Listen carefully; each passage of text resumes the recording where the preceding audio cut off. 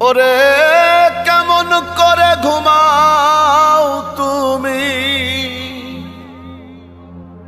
কেমন করে ঘুমাও তুমি ফজর করে কাজা।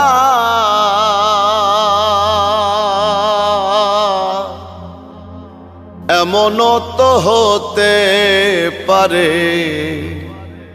জোহরে জানাজা তোমার, এমনও তো হতে পারে জোহরে জানাজা। মুসলিম হয় না জন্ম নিলেই মুসলমানের ঘরে, কাফের মুমিন তফাতটা হয় সালাতের উপরে। হে মান